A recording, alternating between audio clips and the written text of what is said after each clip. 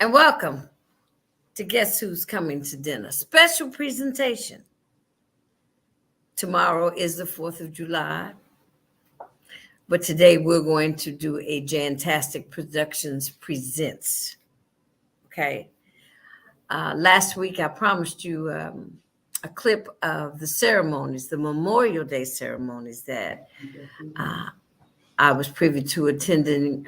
My husband and I were privy to attending while on vacation in Paris. We were invited by the commander for the American Legion Post #1. I had gotten in touch with him in regard to a gentleman that financed French Kiss, the musical that I produced for the 50th anniversary of D-Day in Deauville, France. And he invited us to come to the ceremonies on Memorial Day. But before we get to that, I want to touch on this SCOTUS, the Supreme Court. I want to tell you now that if you have not thought about your civic duty as a citizen of this country, as a Black American, believe me, now is the time to put on your Timberlands and your Nikes and get ready to get busy, because our rights, our privileges, not just for us, are being slowly eroded day by day by the Supreme Court. Okay, the first one, they shot down Biden's desire to freeze the payments for, let me say it correctly. It strikes down Biden's plan to forgive millions of their student loans. Now, it's pitiful that some people that graduated in the 60s and 70s are still paying on student loans. You know, that was really predatory lending in its first form for us.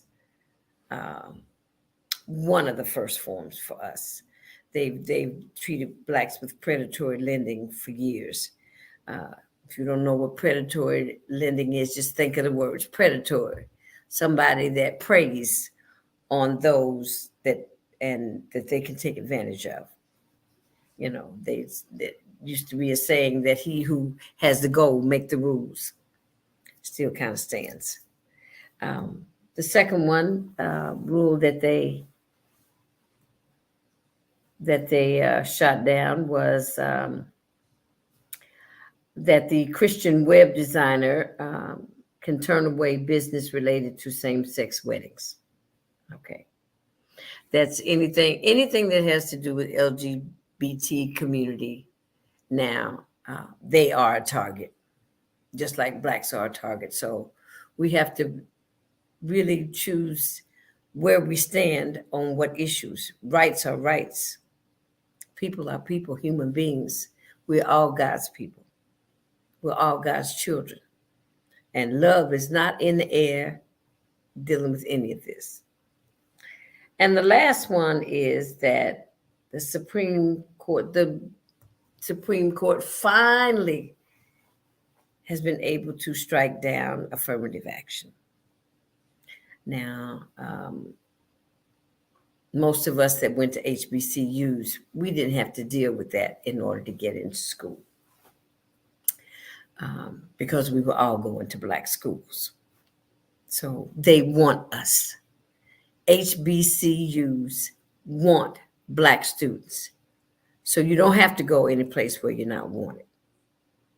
You know, and naturally people want higher levels of education and certain areas of study that may not be offered in HBCUs, but probably most HBCUs now offer everything that any other school offers. You know, the whole prestige thing comes along, has come over hundreds of years, where they've actually built these schools off the backs of slaves. and some of them are paying for that now.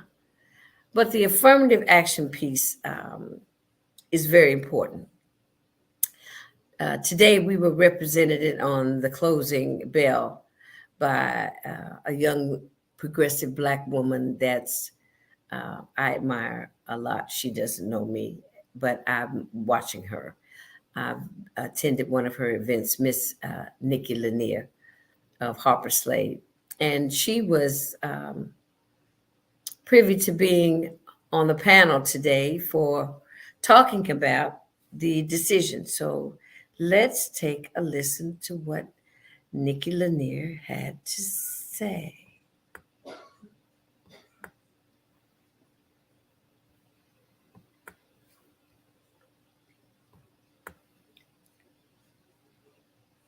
The nuts and bolts here, it seems to me the worst thing for any student is to take out massive loans, say for a so-called elite degree, and either not finish or to go into a field where you can't really afford to pay the loans back. Is there perhaps the issue here? Maybe the Ivy Leagues aren't as good a deal for a lot of students, and if their percentages drop in certain demographic categories, it's not the end of the world. Maybe, but I'm not sure that the research that has been shared is dispositive. I mean, that's certainly contrary to my lived experience and to the lived experience of many Black and brown students that I know that have traversed through many of Ivy League colleges and these universities and done extraordinarily well. Same can be true with Black and brown employees who traverse through many of America's corporate giants and excel and do extraordinarily well. So I'm not sure that the premise upon which the gentleman's research is compelling from my perspective. In fact, I firmly believe that it's absolutely critical that employers have some level of preservation of race-based preferences, both in the hiring and selection processes, so that we can assure continued growth, continued representation, and of course, continued maturity in our economy as the demographic changes are afoot.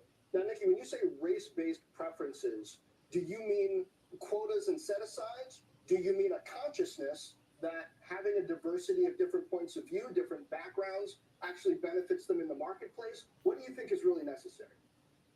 Race-based remediation, right? So we have to acknowledge what has happened specifically and uniquely to Black and brown people in this country.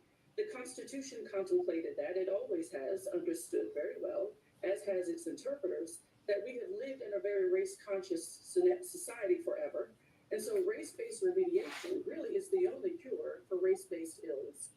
And so what I'm talking about is absolutely presumptive selection, the decision to assure that Black and brown people are amplified both in education settings and in professional corporate settings, because it's important to assure that the economy continues to run as the browning of the country ensues.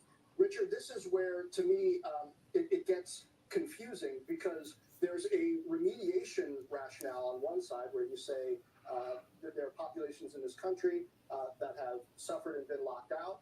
But if remediation is your purpose, then if you are, in the case of higher education, bringing in the children of African immigrants who might have been professionals when they came in, right? Or even on the hiring side, then are you really addressing that? What if it's market-based imperatives where you want a diverse workforce because you have a diverse customer base and you want to serve them better? That's a whole different reason. So which is it? Is it clear in higher education or in corporate America exactly what the reasoning is? Well, the court tried to make clear that remediation is not permissible, that the solution to past discrimination is non-discrimination. So that's at least what they're trying to lay down as a clear rule for higher education now. And we'll see if colleges and universities actually comply. Employers have been doing a lot more race-based remediation in the last 5 or 10 years, I would say. And there have been relatively few legal challenges to it. I think the law is already pretty clear there that race-conscious remediation is not permissible. When these issues have come to court, the courts have said that you can only take race into account when your specific company has a demonstrated discrimination process to try to remedy. Okay. Nikki, final word here. Do you expect more of a pivot think it's important for companies to have race-based preferences based on the remediation idea.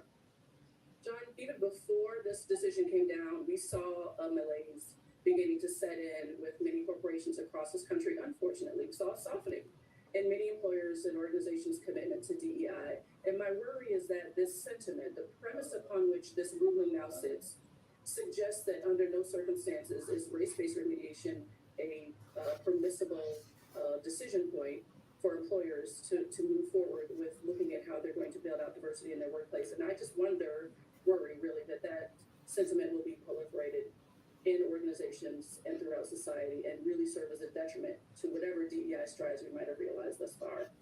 Interesting. I just note that under Tim Cook's leadership, for example, Apple has done a lot more marketing and hiring that is diverse. And I think they've sold more stuff because of it. I don't know if it was a remediation purpose that led them to it. I guess we'll continue to track all of that. Nikki, Richard, thank you.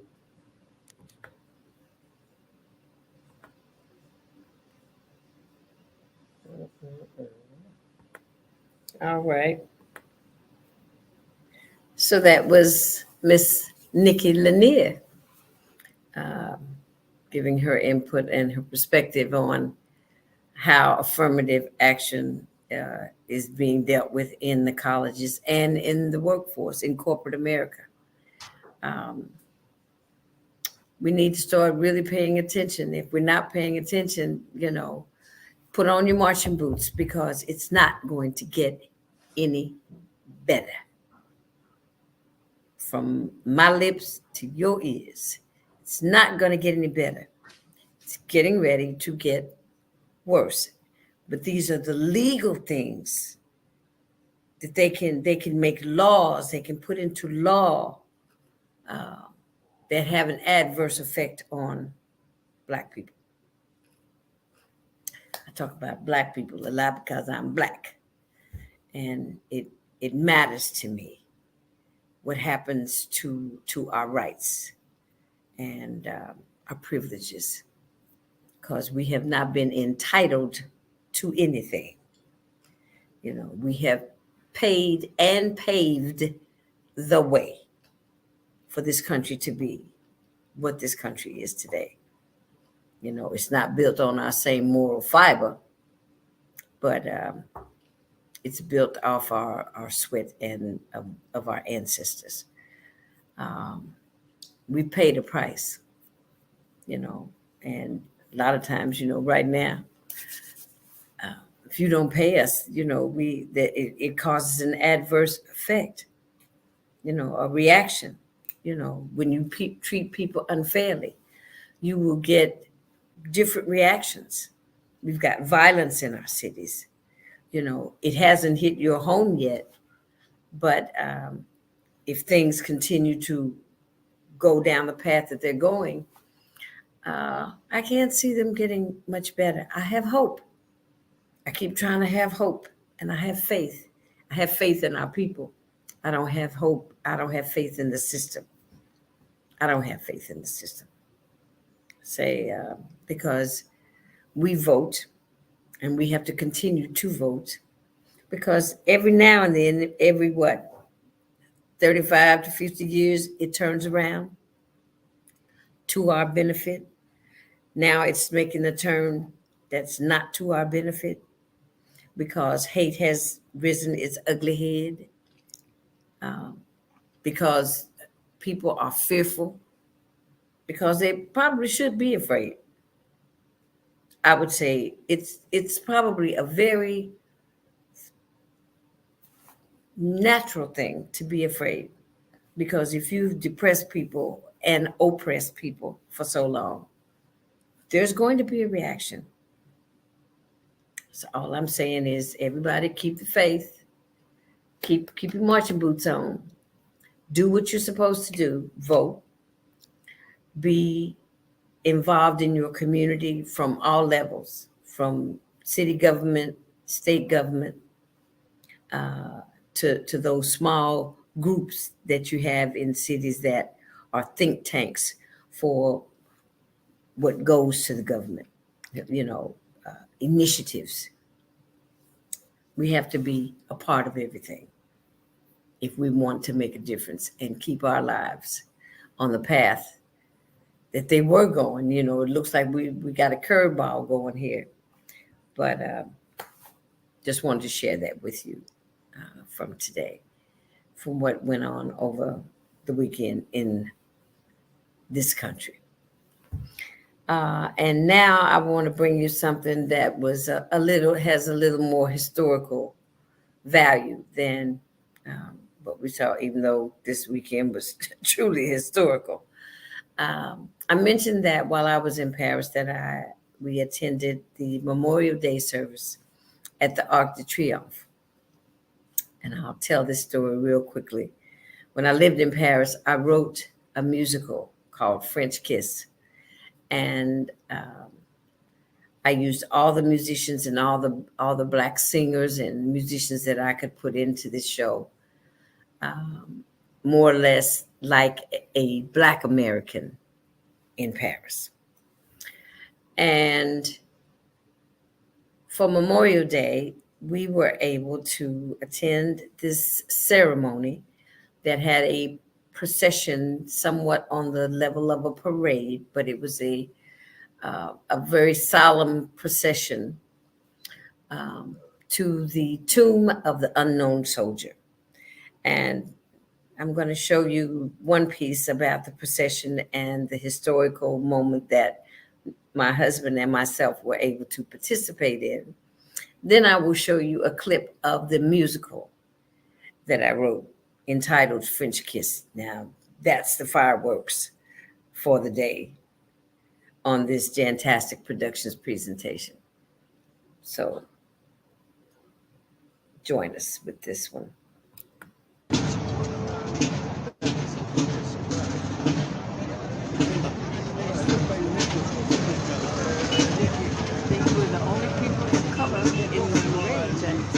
I'm sure we are.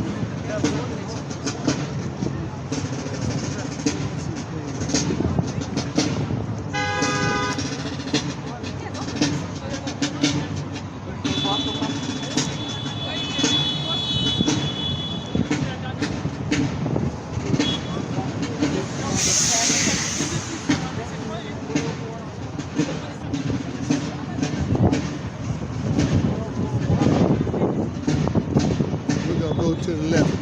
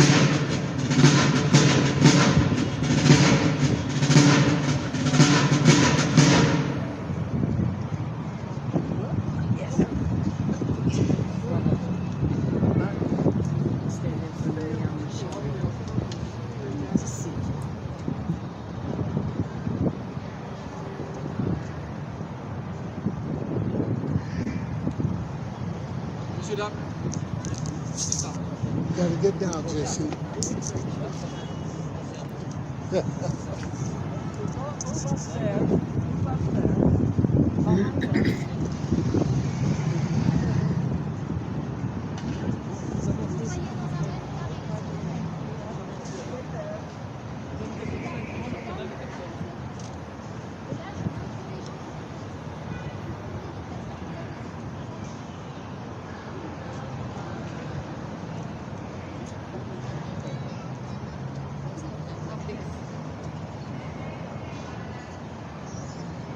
Madame. Ah oui, il ne faudra pas traverser. Lui dit, on recommence.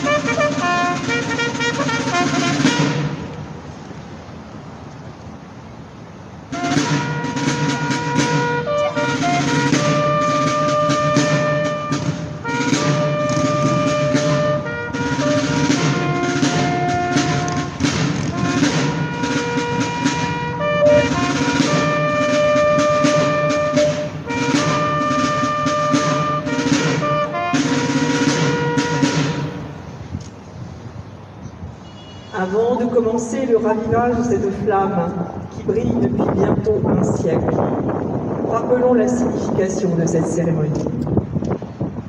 Le 11 novembre 1920, le corps d'un soldat français inconnu, tombé au champ d'honneur au cours de la Première Guerre Speaking mondiale, in French, but I est will tell you solennellement Memorial Day, honoré sous l'arc originally de named Triomphe, Decoration Day, avant d'y être inhumé le was 28 first janvier celebrated on 1921. May 30th, 2 années 1860, plus to honor tard, those soldiers who afin que lost their soit lives perpétué le souvenir de to ce the Civil soldat War. et rappelé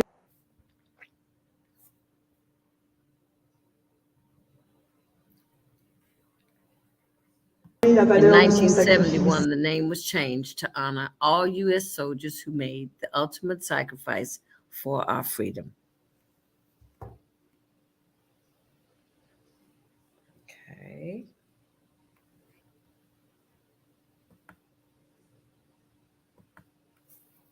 Okay.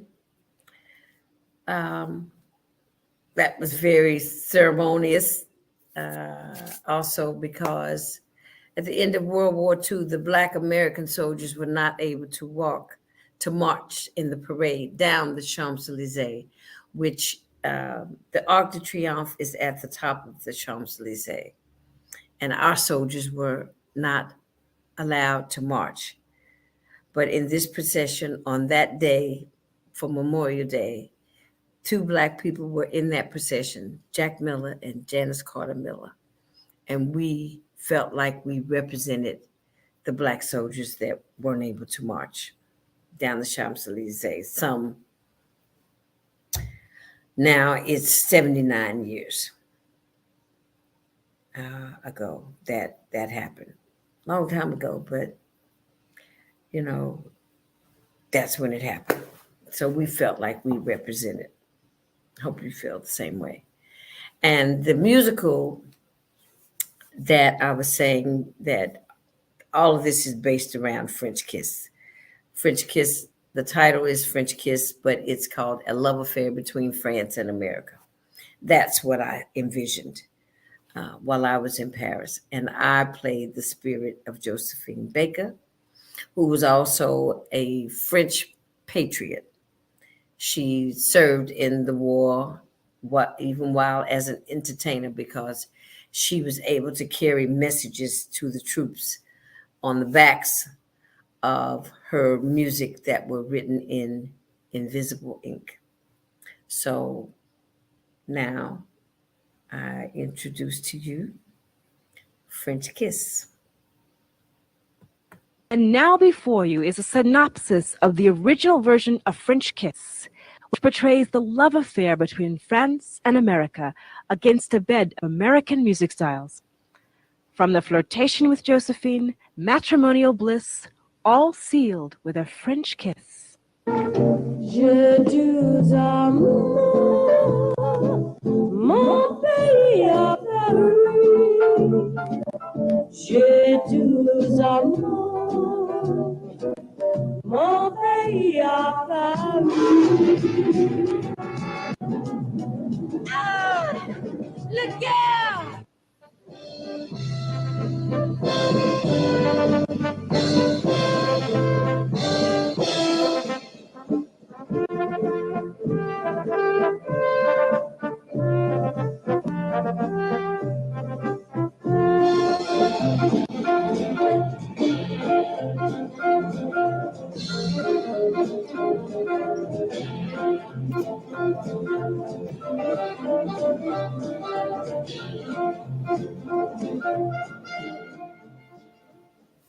All the new friends I've made, I hate to leave them now. but I'll come back for sure next year, some way, somehow. I'll never forget all the good times that we shared. I remember all the nights of jazz that filled the air. Life was good to me. They gave Paris for me down the way that life should be.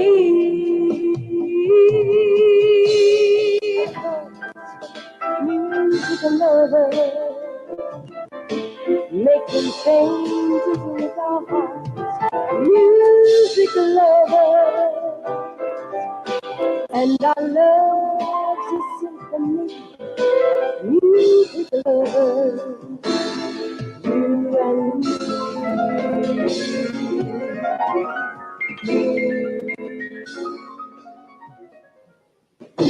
Oh la la, French kiss. Ooh, oh la la, French kiss. Ooh, oh la la, French kiss. Ooh, oh la la, French kiss. First time we meet, we give a kiss on his cheek. It's called a French kiss. Hey baby. Next time we meet, we give two on either cheek. It's called a French kiss. Hey baby. The way we say how do you do, the way we say I love you. They say come on, darling.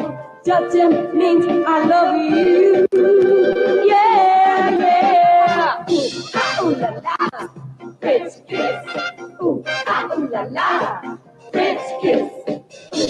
Oh la la, French kiss. Ooh, oh la la, French kiss. Though now revised and simplified, she kept the essence of the original, dressed up each period, accented with comparisons and commonalities, and flavored it with the sweet fragrance of the most popular music styles over the past 50 years. Thus you have it, soon to be seen on stage at one of the most prestigious casinos in the world, the new French Kiss, the beginning. Oh la la, French kiss. Oh la la, French kiss. Oh la la, French kiss. Oh la la, French kiss. Oh la la, French kiss. We love you. Here we go.